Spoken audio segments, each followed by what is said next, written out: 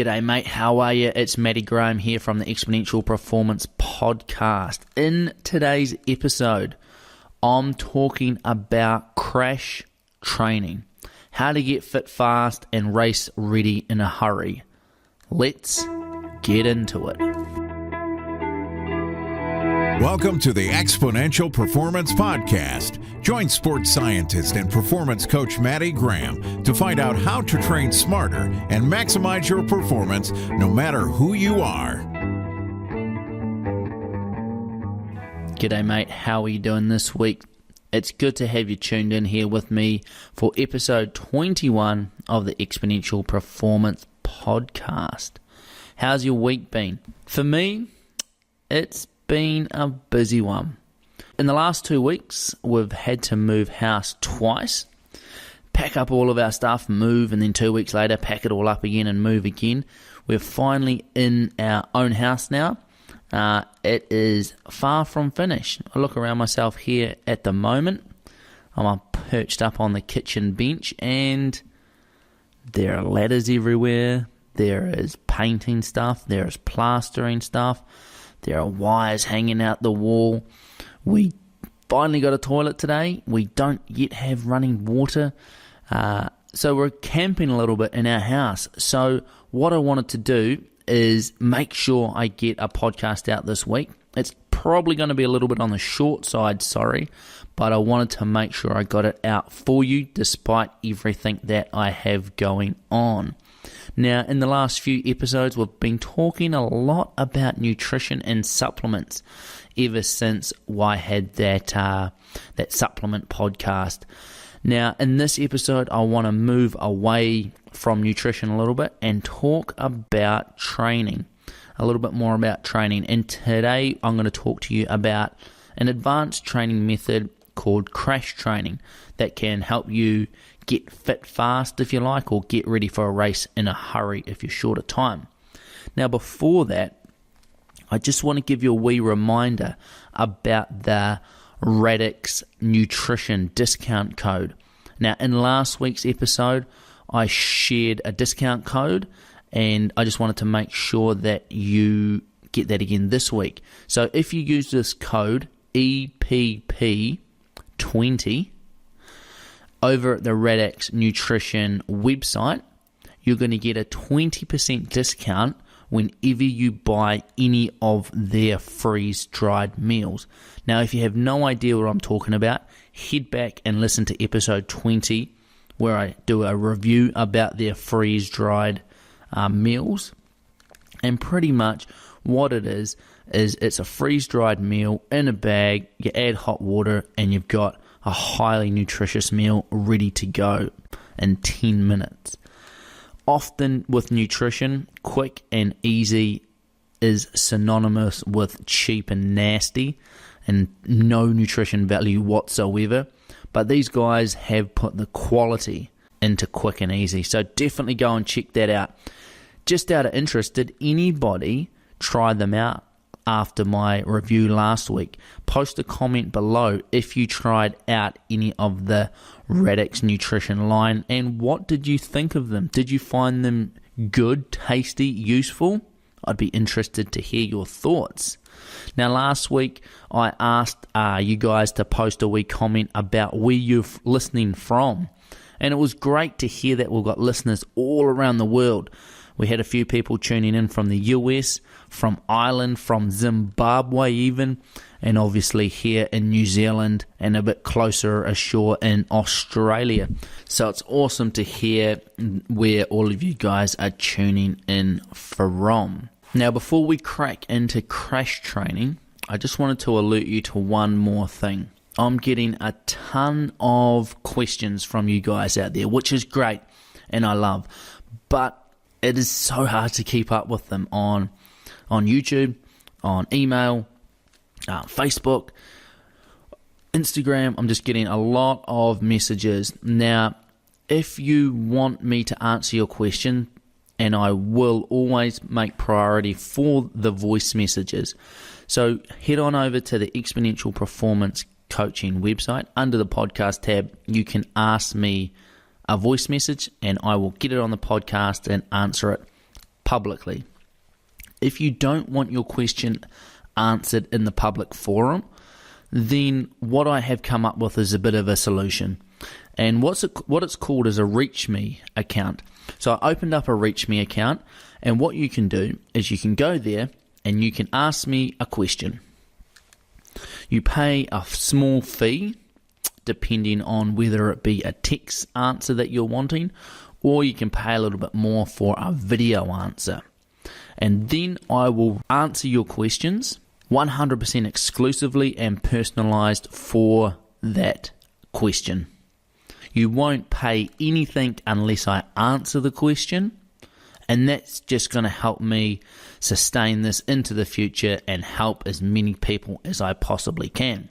So if you want to ask me a question and you want a personalized exclusive response that's not aired publicly on the podcast or on my YouTube channel or in the comments section, head over to reach.me/Matty Graham, and the rest is pretty straightforward.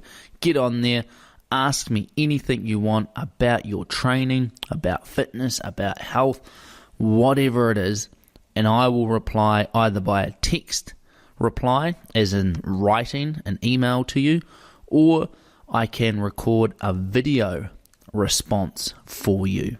So I'll post a link to my Reach Me account over on the show notes for this episode. And if you've got any questions, feel free to fire away. All right, that's enough from me. Let's jump into crash training.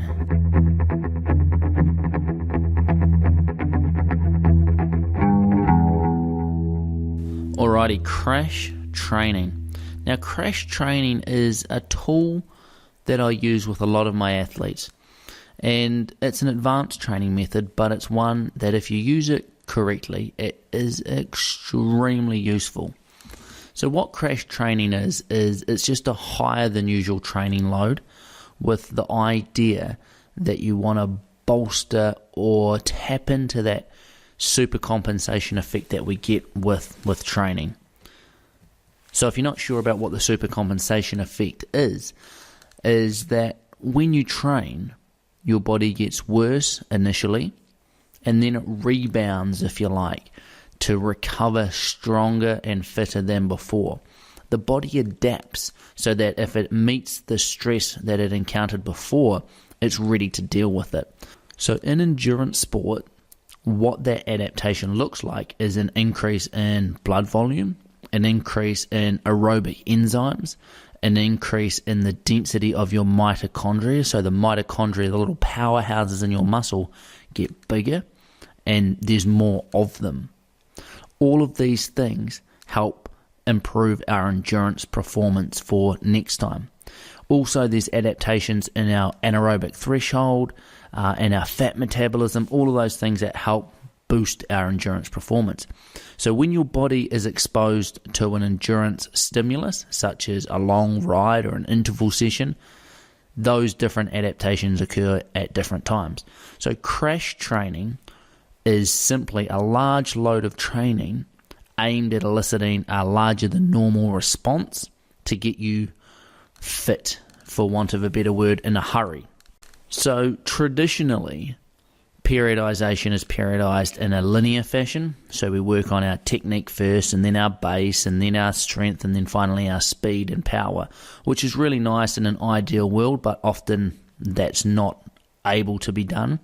The other way you can do it is a multi-tiered training approach, in which we work on everything at the same time, so we never actually move too far away from any aspect of our training.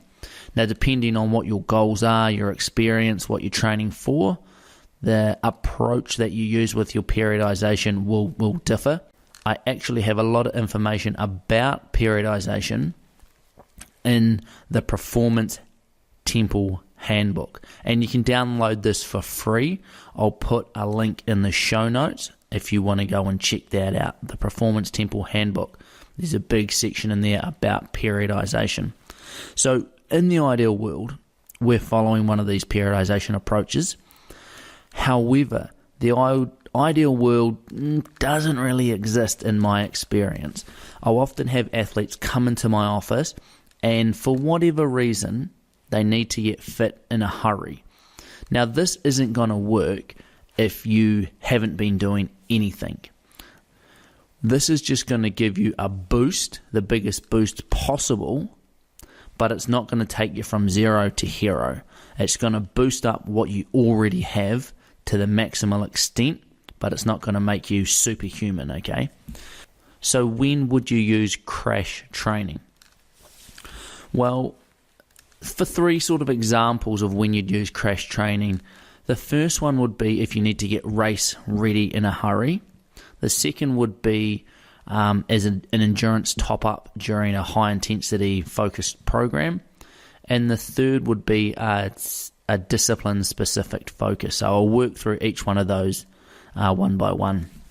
So if you want to get race ready in a hurry, I often get athletes coming into my office, and it may be that they've been on a waiting list for a race. A lot of big races have a waiting list because they've got an entry number cutoff. And if you enter after that, say, date or that cutoff has been reached, you get put on a waiting list. And often athletes will sort of just cruise through their training, you know who you are, and then once they realise that they're on this waiting list, the penny drops, and it's like a moment, I've got to get my A into G to get ready for this race. And I often have athletes come into my office about 6 weeks before a race saying, I need to get fit fast, what can I do? The other time that I get athletes wanting to get race ready in a hurry is that they get called into a team. So often in adventure racing, a team member may get injured and then they pull in somebody else. And this person that gets pulled into the team hasn't been preparing specifically for that race, and they need to get race ready fast, usually around that 4 to 6 week time period. And the other one is not so much an unexpected getting race ready in a hurry, but almost a planned one, where you have athletes that have got multiple races in a row with, some time gap between them, and they're wanting to peak on multiple occasions. This crash training cycle can really help during those times. So how do you get race ready in a hurry and get fit quick? Well, what I do, and it seems to work quite well, is that you increase both the duration of the training and the intensity of the training. And that gives you an increase in volume. So volume is simply duration times intensity. So you can increase your volume by increasing your intensity, or you can increase it by increasing your duration, or you can do both. By increasing both of them at the same time, there is a massive load, not only aerobically, but also anaerobically, to improve that anaerobic threshold. Depending on the race that you're training for, whether it be more of an aerobic focus race or more of an anaerobic focus, you would increase either one accordingly. But if you increase both duration and intensity, you get a big training response. Now, you're probably asking yourself, why don't I just increase my duration and my intensity all the time? Because if it's so good, why wouldn't you do it all the time? Well, the reason is that you can't. If you've got short periods of time when you can increase your total volume, then you're able to recover from it. If you just crank up the volume all the time, you're not going to be able to recover and adapt to it. So remember, this is a short-term focus, not a long-term solution. So what it'll look like is you bump the volume up, duration and intensity, high for 4 to 6 weeks or whatever the time frame you've got. You'd slot in a couple of recovery phases over that time as well. And at the end of the build phase or that crash training cycle, you're going to come out of it as fit as possible given the circumstances and give you the best possible outcome for that upcoming event. So it'll be the first area that I often use crash training in, is how to get race ready in a hurry or getting fit fast. The second is as a bit of an endurance top-up block. Now, a lot of people are following training programs that are time saver programs. For those people that are time poor or time crunched, and they're doing a lot of repeated high intensity training or HIIT training, high intensity interval training, but with minimal aerobic endurance work, which is fine, and the research shows that these give good adaptations. But what I find is when these programs are followed for a prolonged period of time, is that the individual's aerobic endurance capacity starts to get eroded away. And they don't have that same endurance capacity that they did before if they're training for a really long event. And I've used this technique quite effectively with an athlete specifically that was training for a 12-hour mountain bike event. He wasn't able to do a lot of long duration training just because of his family and his work commitments. So we had him on a very short, high intensity focused program, and then we would slot in endurance top up cycles or crash training blocks throughout it when he had time.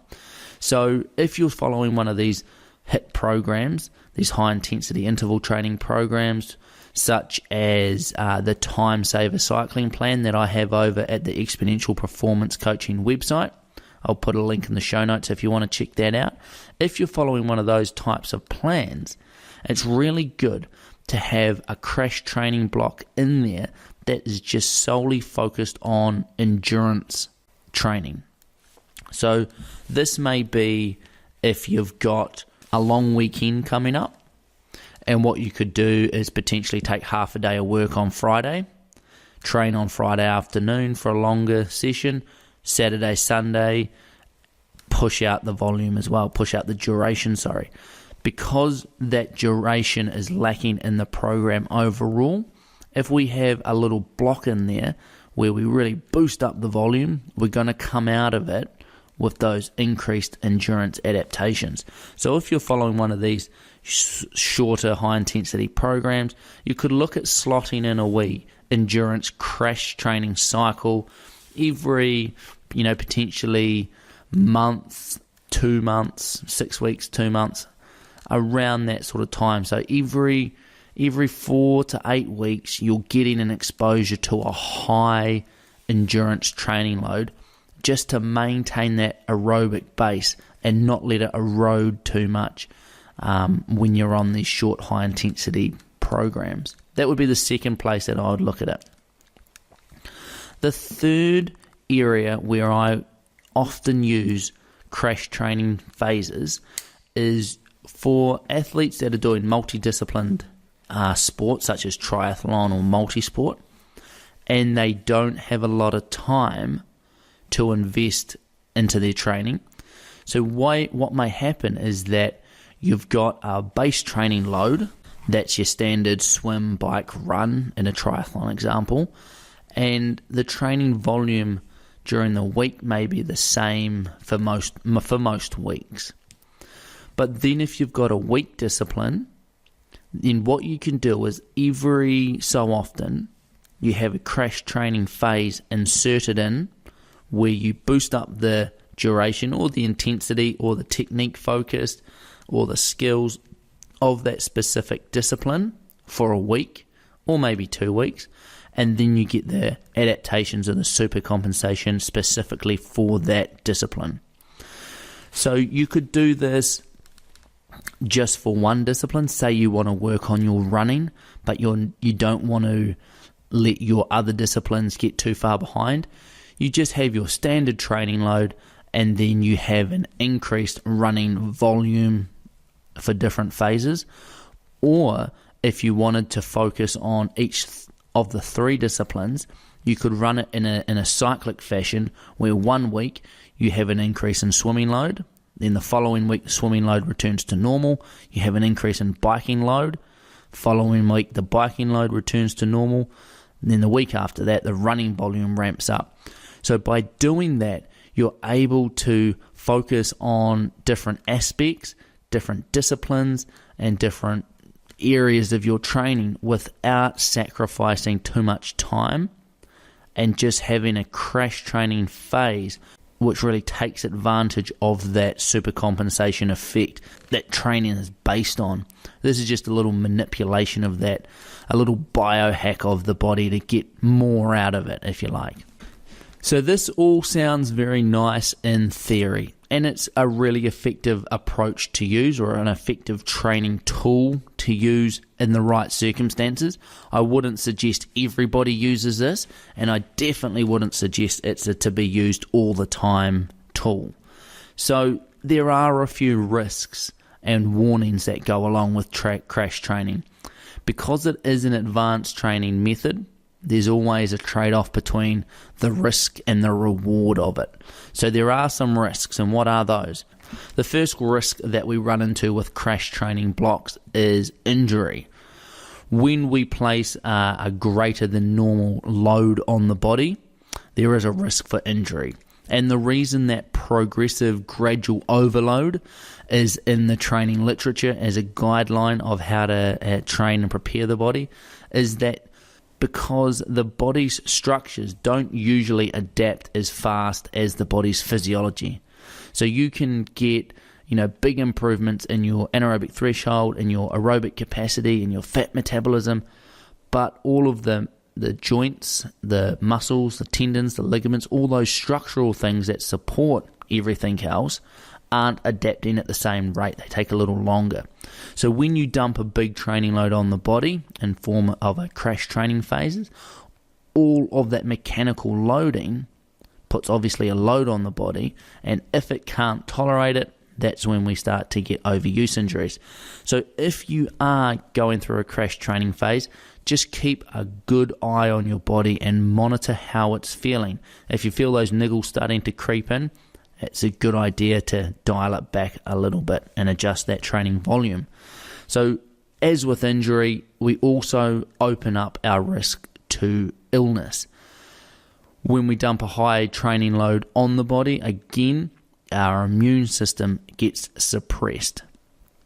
And this suppression in immune system obviously opens us up to illness.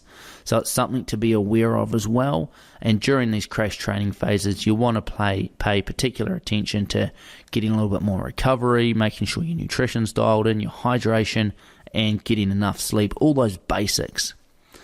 And the third risk that we need to be aware of is there is a potential to have a decrease in your long-term performance.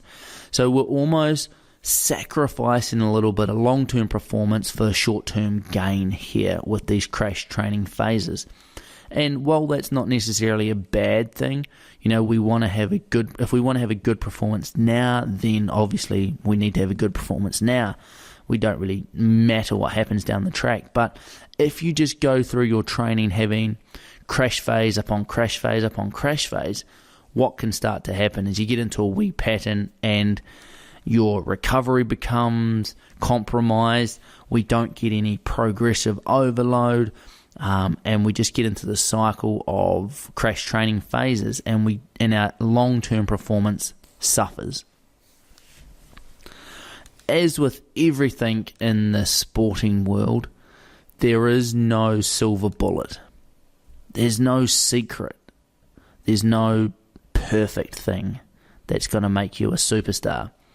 Crash training is just another training tool, and it needs to be used in that way.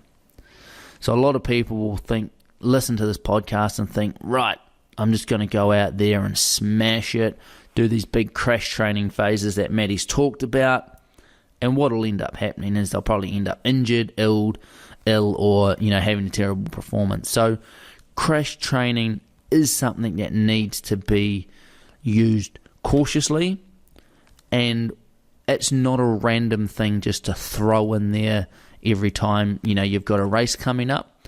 If you've got any questions about crash training, feel free to contact me. Best place to contact me would be over at my ReachMe account, reach.me/Matty Graham, and I'll answer all of your questions over there with good, specific, individualized advice. If you want to leave me a voice message and me answer your question publicly on the podcast, more than happy to do that as well. Just head over to the Exponential Performance Coaching website, underneath the podcast tab, record me a voice message, and I'll do my best to answer it for you. So there you have it, team. That is Crash Training Cycles. Now, I hope that was useful. And like I said, I've got to get back to work now, get some painting done on this house, otherwise it's never going to get finished. Until next week, get out there and train hard, but most importantly, train smart. Make sure every day you're taking a step closer to your goals. Done.